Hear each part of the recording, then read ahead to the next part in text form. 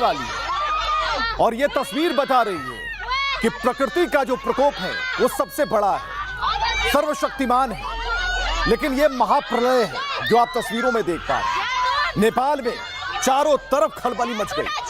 अभी तक जो आंकड़े हैं, जो मौत के आंकड़े हैं, बर्बादी के आंकड़े हैं, नुकसान के आंकड़े हैं, शायद ही इसकी कभी भरपाई हो पाए, लेकिन फिलहाल ये तस्वीर इसलिए दिखाना जरूरी है कि जो लोग वहां के स्थानीय थे, जो लोग नेपाल घूमने गए थे, वो जब तक कुछ समझ पाते, क्योंकि किसी को पता नहीं चला, और हम उस प्रलय जिसने नेपाल को लगभग डुबो दिया। अब यह सैलाब भारत की तरफ बढ़ रहा है। नेपाल के रसुआ जिले में भयंकर बाढ़ आई।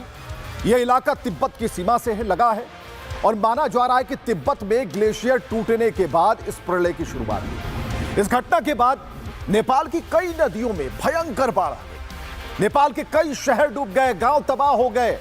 हाइड्रो प्रोजेक्ट प्लांटों को यह पानी लील गया, बहा ले गया। हजारों लोगों की मौत हो गई और ये आंकड़े बराबर कह रहे हैं, अभी तक आंकड़े पुष्ट नहीं हैं। और तस्वीर हम आपको दिखा रहे हैं, देखिए कितनी बड़ी इमारत है, उसके सामने छोटे छोटे इंसान दौड़ रहे हैं, लेकिन सीसीटीवी जिस ऊंचाई पर लगा था, अगर आप देखें तल्लों को जोड़िए तो तकरीबन 10 तल्ले से भी ऊपर की इमारत पर यह सीसीटीवी लगा था। वहां निर्माण कार्य चल रहा था, लेकिन देखिए किस तरीके से उस ऊंचाई से आता हुआ सैलाब सबको ग्रस ले गया। किसी को बचने का मौका नहीं मिला। लोग भाग रहे हैं, इधर भाग रहे हैं, उधर भाग रहे हैं।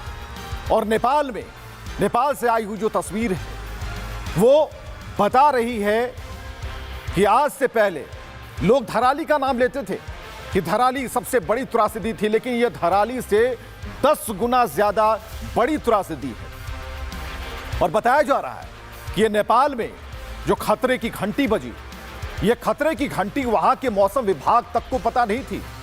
बड़े बड़े मौसम वैज्ञानिकों को पता नहीं थी कि अचानक से यह होगा, ग्लेशियर की बात आएगी, बादल फटने की बात आएगी, सैलाब की बात आएगी। लेकिन यहां पर कहानी कुछ और है।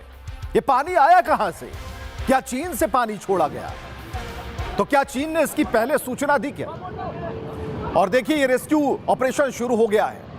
ये रेस्क्यू ऑपरेशन शुरू हो गया है। जो टीमें हैं, आपदा प्रबंधन की टीमें हैं, नेपाल में काम करना शुरू उन्होंने कर दिया।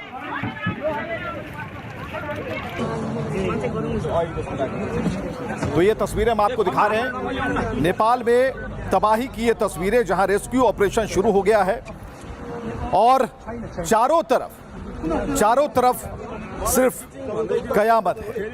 तो एक बड़ी तस्वीर हम आपको दिखा रहे हैं और यह तस्वीर बता रही है कि किस तरीके से वहां हेलीकॉप्टर से रेस्क्यू शुरू कर दिया गया है और कोशिश की जा रही है कि ज्यादा से ज्यादा लोगों को बचाया जा सके, उनकी जिंदगियों को बचाया जा सके। एक बड़ी तस्वीर, और यह तस्वीर कहीं ना कहीं ये बता रही है कि जो लोग हैं वो डरे हुए हैं। जो लोग हैं उनकी कोशिश यही है कि ज्यादा से ज्यादा जिंदगियों को बचाया जा सके।